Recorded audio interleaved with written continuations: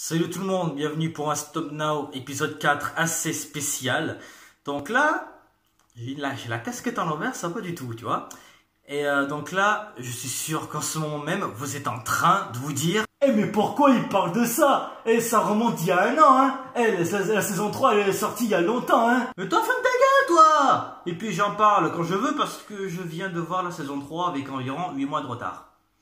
Ouais, on peut en parler. Le retardataire! Juste ferme ta gueule, hein. Je viens de découvrir la saison 3 maintenant, donc ferme ta gueule, c'est tout. Voilà, je vous ai mis le contexte. On va parler de la relation d'amour qu'il y a entre Hugo et Amalia. Le truc c'est qu'en fait, je veux en parler parce que beaucoup de personnes ont dit que ce couple est nul à chier et que leur romance est raté. Ok, il y a un truc que je veux bien admettre. Ok, donc on va remettre le contexte. Hugo et Amalia se rencontrent à la saison 1 par hasard, hein, évidemment. Et donc ils font une aventure ensemble. Bon, vous connaissez la saison 1 et la saison 2, etc. Sauf que vraiment, il n'y a pas de sentiments, il y a pas, comme par exemple, je prends un exemple qui a déjà été fait sur une vidéo YouTube que j'ai vu récemment. Quand Amalia, elle a les yeux sur le colonel Justice, enfin le colonel je sais plus, mais en tout cas sur Justice, là, le guerrier avec le truc doré là, tout ça. Eh ben, Hugo, il s'en battait les couilles en fait, il n'avait pas de jalousie ni rien. Mais on peut dire qu'à la fin de la saison 2, quand par exemple elle voit que Hugo est toujours en vie, ben, elle arrive vers lui, elle fait un gros câlin, elle fait: j'ai eu vraiment peur.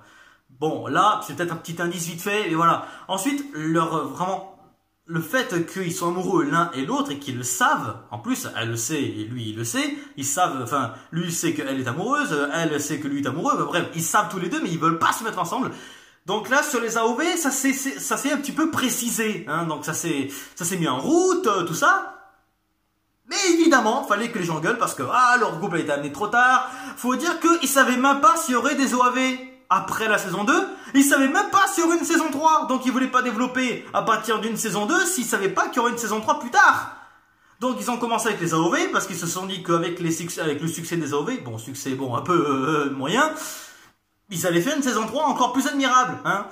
Et c'est exactement ce qu'ils ont fait. Donc la saison 3 pour moi a été un chef-d'œuvre, sauf la fin qui se part un peu en couille, et aussi certaines incohérences, comme par exemple comme par exemple, il y a Oropo qui dit carrément que c'est lui qui a donné l'héliacube à Nox, sachant qu'il a dit qu'il vivrait pas sans l'héliacube et que sans lui il serait déjà mort. Et Oropo là, il se passe quoi là? Paradoxe temporel là. Non mais allô quoi. Oh c'est cliché. Non mais après voilà, le truc c'est que donc ils s'embrassent enfin, Hugo et Amalia s'embrassent enfin dans l'épisode 7 de la saison 3. Avec une scène magnifique, genre, il y a une belle musique, genre, romantique. Le plan de caméra un peu comme ça qui bouge pas trop, là, c'est ultra romantique. Et là, quand il y a le méchant qui arrive derrière, Hugo il fait: je vais te casser la gueule. Enfin, il dit pas ça, mais vraiment, s'il y aurait, pas la censure, ben il dirait carrément: je vais te casser la gueule, quoi, tu touches pas ma meuf, quoi. Oh, non mais, voilà. Et juste après, ben, elle déclare sa flamme. Elle fait vraiment: j'ai vraiment envie de sortir avec toi, qu'on soit en couple, tout ça. Lui dit non, parce que le truc c'est que malheureusement, il vit pas. Donc il a pas envie que Amalia l'attende, il a pas envie de la faire souffrir, et donc il refuse. Et ensuite, au fur et à mesure de la saison, elle entend Hugo en train de se plaindre à Ruel, comme quoi c'est une princesse, et comme quoi elle doit aussi savoir que Hugo a des sentiments lui aussi, et qu'elle n'est pas la seule. Enfin voilà quoi. Jusqu'à qu'Amalia abrace Oropo, juste parce que c'est le double de Hugo, ça y est. Oh, c'est le double du mec que j'aime, mais si je vais l'embrasser lui plutôt que le petit là-bas. Tu préfères une grosse bite qu'une petite bite, c'est ça que tu vas me dire? Connasse, va. Non, vraiment pour moi, à ce moment-là, mais tiens, tu vois, j'ai fait un E. Référence à un commentaire YouTube.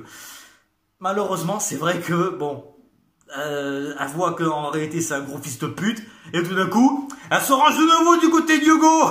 Mais dis donc, oh là là, la scène n'y touche quoi, vas-y, c'est n'importe quoi ça. Ouais, je fais ça parce que je transpire depuis tout à l'heure, parce qu'il fait 40 degrés chez moi. Donc voilà. Donc en fait, j'aimerais dire aux gens qui pensent que la relation entre Hugo et Amalia, leur couple est raté, vraiment que leur romance est ratée, je trouve que non. Parce que c'est vrai, il y a plusieurs genres, comme par exemple le fait que déjà il est roi, il a les princesses, futures reines, donc au contraire ils vont bien ensemble. Le fait qu'il n'y a pas eu un triangle amoureux, parce qu'avec Oropo, Amalia et Hugo, il y aurait pu avoir quelque chose assez sympathique.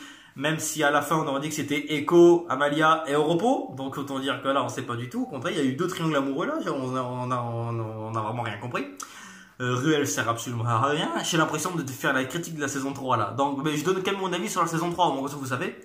Donc Ruel servait absolument à rien, ça m'a un peu choqué. Enfin bon, même si dans la saison 2 à la fin il servait absolument à rien, donc résultat ce sera la même. Et le truc c'est qu'il y a vraiment plusieurs genres de relations amoureuses possibles entre eux. Hein.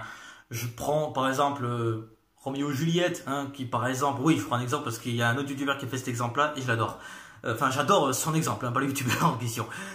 Genre quand par exemple il a parlé du fait que tous les deux ils ne sont pas de la même... Enfin, leurs 2 familles sont ennemies, donc résultat ils sont obligés de se battre pour être en couple, même s'ils meurent à la fin. Spoiler, je suis désolé. Il y a plein de trucs comme ça. Par exemple, après, c'est vrai que tenter un triangle amoureux à la Twilight, c'est vrai qu'Ankama n'a pas été tenté, parce que vu que personne n'aime Twilight, enfin je crois. Alors juste pour info, Twilight a fait 700 millions de dollars au monde. 700 millions, tu te fous de ma gueule! Après, bon, dommage, ils auraient pu être tentés par plusieurs trucs, hein. Après, ce qui est cool, c'est qu'à la fin, donc elle se range du côté de Hugo, évidemment, et bon, ils se donnent la main pendant un certain moment, donc on peut dire qu'ils sont peut-être encore ensemble. Ça, on sait pas. Il va falloir attendre la saison 4. On sait même pas si elle arrivera, celle-là. Donc voilà, donc pour moi, vraiment, déjà, Tot, qui est donc le scénariste et réalisateur de Wakfu saison 3, des 2 premières saisons d'ailleurs, moi, j'ai rien à dire par rapport à la romance Hugo et Amalia, parce qu'en réalité, quand j'écris une histoire, d'ailleurs j'en ai déjà écrit une, c'est mon style d'écriture. La romance qu'il y a entre Hugo et Amalia, si je serais en scénario d'une romance d'amour, j'aurais écrit comme ça. Leur donner un obstacle, ne pas les mettre ensemble comme ça. Parce que c'est ce qu'ils veulent les fans. Ils ont dit, ah mais tiens, ils sont amoureux des AOV, saison 3, ils vont se mettre ensemble et basta. Non, non, non. Vous oubliez que c'est Wakfu les mecs.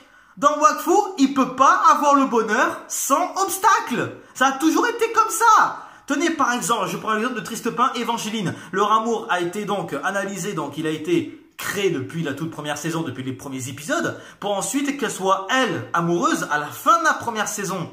Et ensuite, dans la seconde saison, on exploite leur relation, on voit qu'ils se disputent souvent, et on se dit, eh bien tiens donc, ils vont peut-être rompre, vu qu'ils sont, enfin, vu qu'à un moment dans la saison 2, ils sont en mode fight tous les deux, ils se font la gueule ultime.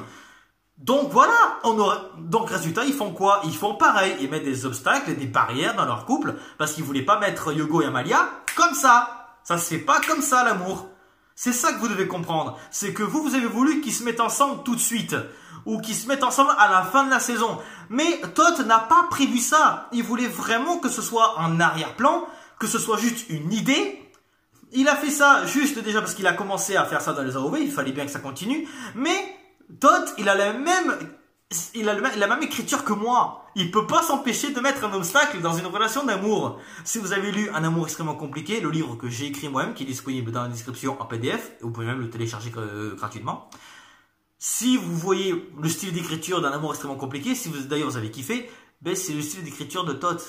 C'est exactement le même style d'écriture. Le mec il est scénariste chez Ankama, j'ai le même style d'écriture que lui.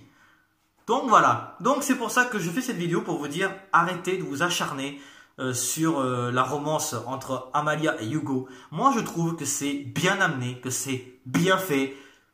Pas non plus parfait, hein, c'est pas parfait du tout parce que Amalia voit un Hugo plus vieux, elle saute dessus. Excuse-moi déjà, là on a affaire à une scène nitouche. Hein. Allez, la meuf elle arrive comme ça, Hugo il dit pas ah ben t'es sérieuse toi? T'as embrassé, tu l'as embrassé devant la meuf en poro et devant moi? Double triangle amoureux ma gueule. Allez. Non c'est pas mal ça.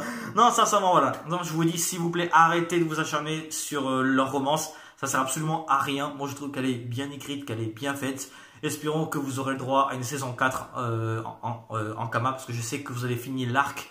En fait, à la fin de la saison 3, vous avez fini un arc et vous voulez faire un second arc avec la saison 4 et 5 pour approfondir aussi leur couple, j'espère. Donc, allez-y à fond.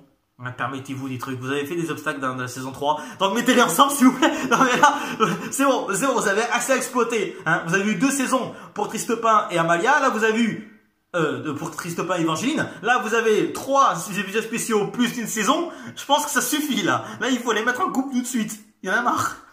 Bref, c'est la fin de cette vidéo. Je suis désolé. Cette vidéo, ça devait être la vidéo sur Mask Eyes et Cyril parce que j'ai pas vraiment accepter certaines choses, mais ça je reviendrai dans le Stop Now numéro 4, qui sera donc, enfin numéro 5 plutôt, qui sera le prochain épisode. Et ensuite je vous sortirai un vlog critique sur Avengers 3 qui est toujours prévu mais qui sera un peu plus tard.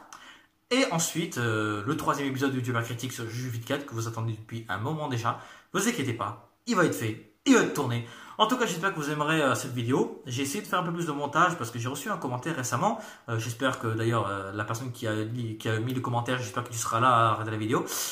Tu as dit qu'il n'y avait pas beaucoup de montage. Donc je suis désolé s'il n'y a pas beaucoup de montage. C'est que moi je suis plutôt du genre vlog. Donc j'espère que tu aimeras un peu plus ce style de montage que j'essaye de faire avec un petit peu de cut.